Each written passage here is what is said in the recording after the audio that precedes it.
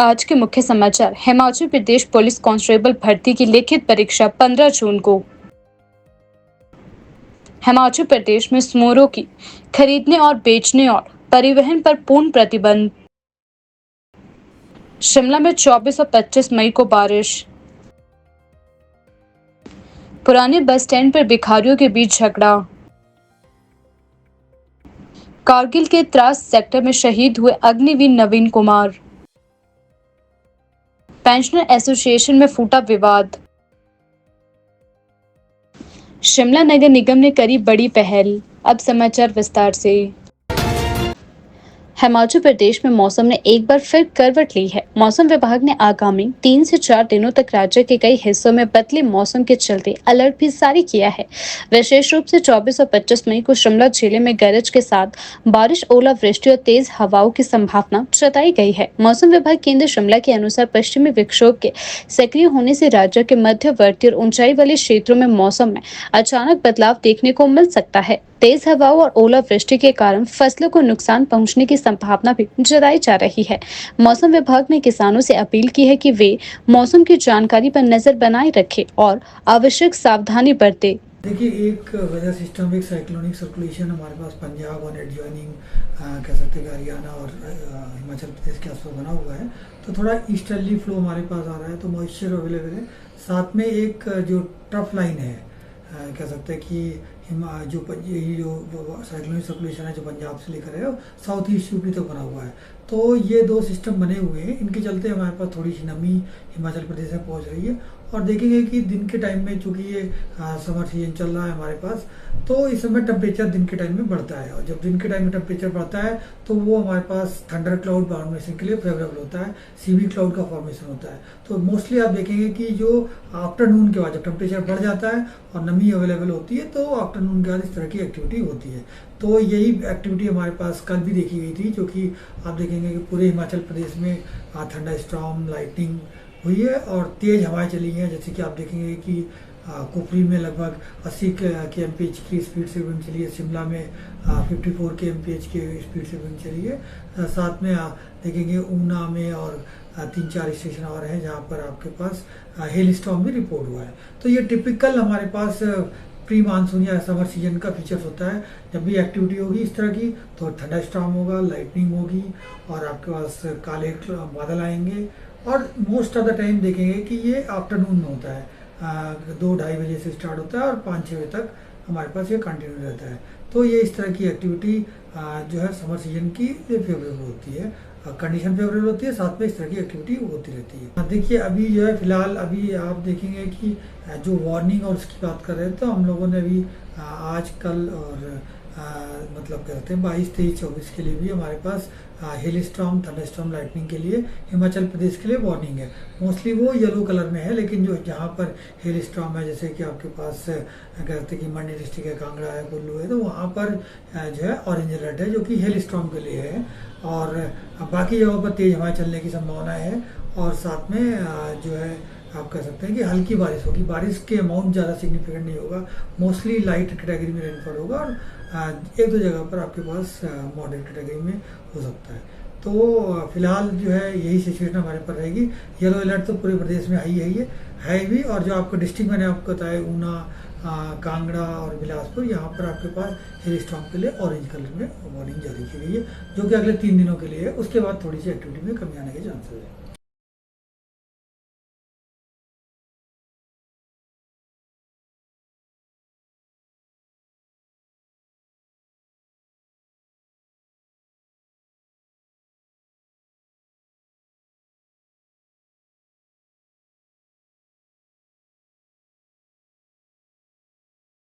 हिमाचल प्रदेश में police constable भर्ती की प्रक्रिया एक अहम मोड़ पर पहुंच चुकी है। राज्य लोक सेवा आयोग ने 15 जून 2025 को लिखित परीक्षा आयोजित करने की संभावित घोषणा कर दी है। यह परीक्षा उन 16,000 अभ्यर्थियों के लिए आयोजित की जाएगी जिन्होंने पहले चरण की ग्राउंड परीक्षा सफलतापूर्वक पास की है। हिमाचल प्रदेश पुलिस कांस्टेबल भर्ती के लिए इस बार रिकॉर्ड स्तर पर आवेदन प्राप्त हुए थे। कुल 1.29 लाख युवाओं ने आवेदन किया था, जिनमें से लगभग 90,000 पुरुष और 39,000 महिलाएं शामिल थी। यह प्रतियोगिता राज्य के युवाओं में पुलिस सेवा को लेकर बढ़ती रुचि और जागरूकता को दर्शाती है। आयोग ने बताया कि लिखित परीक्षा के लिए शिमला, मंडी और कांगड़ा जिलों में परीक्षा केंद्र बनाए जाने की संभावना है। इन 3 प्रमुख जिलों में परीक्षा केंद्र स्थापित करने का उद्देश्य उम्मीदवारों की सुविधा और परीक्षा की पारदर्शिता सुनिश्चित करना है। लिखित परीक्षा का प्रारूप वस्तुनिष्ठ ऑब्जेक्टिव टाइप होगा, जिसमें मल्टीपल चॉइस आधारित कुल 90 प्रश्न पूछे जाएंगे। प्रत्येक प्रश्न के 5 विकल्प दिए जाएंगे। ABCD और E आयोग ने एक खास व्यवस्था के तहत स्पष्ट किया है कि अगर किसी अभ्यर्थी का उत्तर नहीं आता है तो उसे E विकल्प का चयन करना होगा, ताकि नेगेटिव मार्किंग से बचा जा सके। इस पहल का उद्देश्य अभ्यर्थियों को गलती से गलत उत्तर देने के बजाय उत्तर नहीं आता विकल्प चुनने का अवसर देना है। इससे न केवल परीक्षा की निष्पक्षता बनी रहेगी, बल्कि अभ्यर्थियों को सोच समझकर उत्तर देने के लिए प्रोत्साहन मिलेगा। हिमाचल प्रदेश लोक सेवा आयोग ने परीक्षा को निष्पक्ष और पारदर्शी तरीके से संपन्न कराने के लिए सभी जरूरी कदम उठाने की बात कही है। परीक्षा केंद्रों पर कड़ी निगरानी और सुरक्षा व्यवस्था के साथ साथ मोबाइल फोन, स्मार्ट डिवाइस और अन्य इलेक्ट्रॉनिक उपकरणों पर पूर्ण प्रतिबंध रहेगा। पेंशनर्स वेलफेयर एसोसिएशन जिला शिमला में आंतरिक कलह अब खुलकर सामने आने लगा है। संगठन के कुछ सदस्यों ने पूर्व अध्यक्ष आत्मा राम पर न सिर्फ आर्थिक अनियमितताओं के आरोप लगाए हैं, बल्कि यह भी दावा किया है कि उनका कार्यकाल 6 महीने पहले ही समाप्त हो चुका है। बावजूद इसके वे अब खुद को एसोसिएशन का अध्यक्ष बताकर कार्य कर रहे हैं। आज शिमला में प्रेस वार्ता आयोजित की और कहा कि आत्माराम अब किसी भी आधिकारिक पद पर नहीं है। उन्होंने बताया कि उनका कार्यकाल नियमानुसार समाप्त हो चुका है। एक सदस्य ने तीखे लहजे से कहा कि आत्माराम अब केवल गांव ठेक के निवासी हैं। उनका कोई आधिकारिक पहचान पेंशनर एसोसिएशन से जुड़ी नहीं है।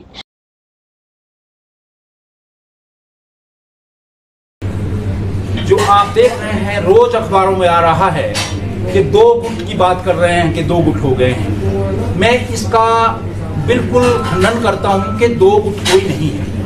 हमारी एक ही संस्था है, हिमाचल प्रदेश वेलफेयर एसोसिएशन 16/89, जिसका रजिस्ट्रेशन है HP कोऑपरेटिव सोसाइटी एक्ट के तहत। उसी के HP कोऑपरेटिव सोसाइटी एक्ट 2006 से वहां आपने इलेक्शन हमारे देखे।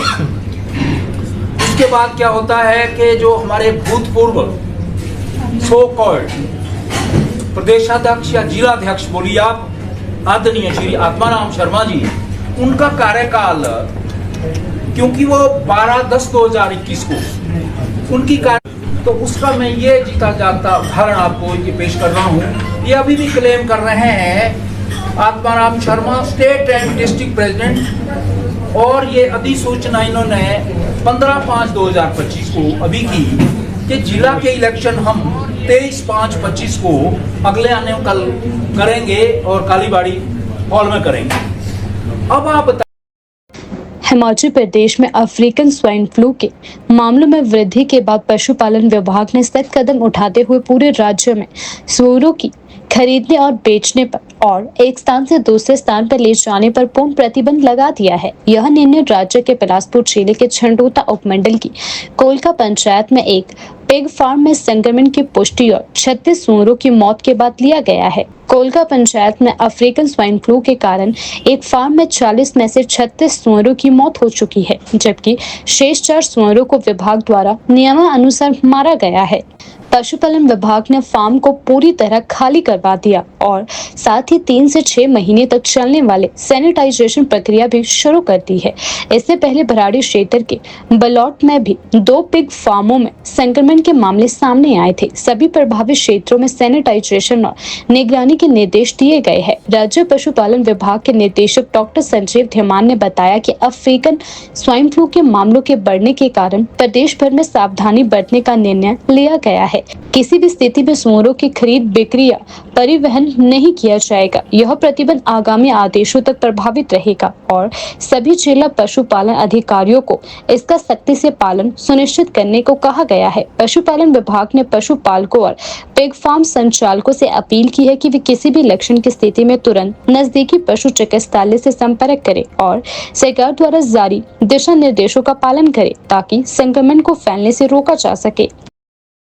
राजधानी शिमला के पुराने बस स्टैंड में उस समय अफरा तफरी मच गई जब वहां मौजूद दो भिखारी आपस में भिड़ गए। मामूली कहासुनी देखते ही देखते हाथापाई में बदल गई, जिससे बस स्टैंड पर कुछ समय के लिए जाम की स्थिति भी बन गई। प्रत्यक्षदर्शियों के अनुसार दोनों भिखारी एक तय जगह पर बैठने पर और पैसे मांगने को लेकर आपस में उलझ पड़े। देखते ही देखते मामला इतना बढ़ गया कि आसपास के दुकानदार और राहगीर भी हैरान रह गए। कई लोगों ने इसका वीडियो भी बना लिया जो सोशल मीडिया पर तेजी से वायरल हो रहा है। भीड़ जुटने और विवाद के कारण बस स्टैंड पर कुछ समय तक गाड़ियों की आवाजाही बाधित रही। यात्रियों और स्थानीय लोगों को आवाजाही में परेशानियों का सामना करना पड़ा। स्थानीय लोगों ने नगर निगम और प्रशासन से अपील की है कि पुराने बस स्टैंड जैसे व्यस्त क्षेत्रों में भिखारियों की बढ़ती संख्या और उनके व्यवहार पर ध्यान दिया जाए। दुकानदारों ने भी इस तरह की घटनाओं से अपने व्यापार पर असर पड़ने की बात कही है।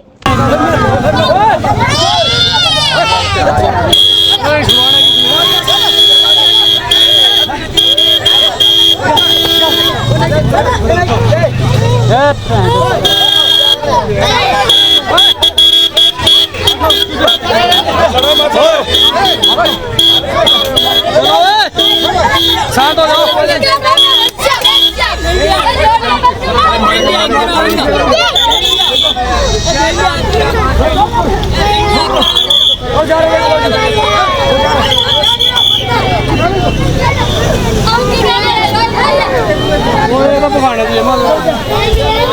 वो तो ईट ला रहा था, ईट ला रहा था, ईट लेके आ रहा था, कोई छोटा था, इसको पकड़ था, ईट लेके आ रहा था, ईट लेके आ रहा।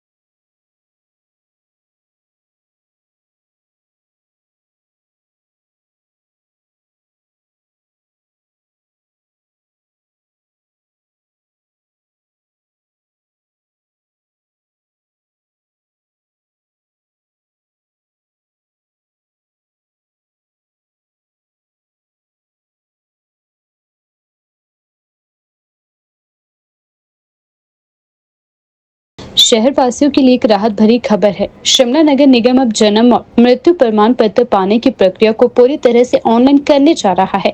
महापौर सुरेंद्र चौहान ने जानकारी देते हुए बताया कि अब नागरिकों को इस महत्वपूर्ण दस्तावेजों के लिए नगर निगम के चक्कर काटने की जरूरत नहीं पड़ेगी। उन्होंने कहा कि यह सुविधा विशेष रूप से उन हिमाचलियों के लिए भी उपयोगी होगी जो अब राज्य से बाहर या विदेशों में बस चुके हैं। वे भी अब ऑनलाइन पोर्टल्स के माध्यम से अपना जन्म या मृत्यु प्रमाण पत्र आसानी से डाउनलोड कर सकते हैं। महापौर ने बताया कि इस सुविधा का उद्घाटन स्वयं मुख्यमंत्री सुखविंदर सिंह सुक्खू करेंगे।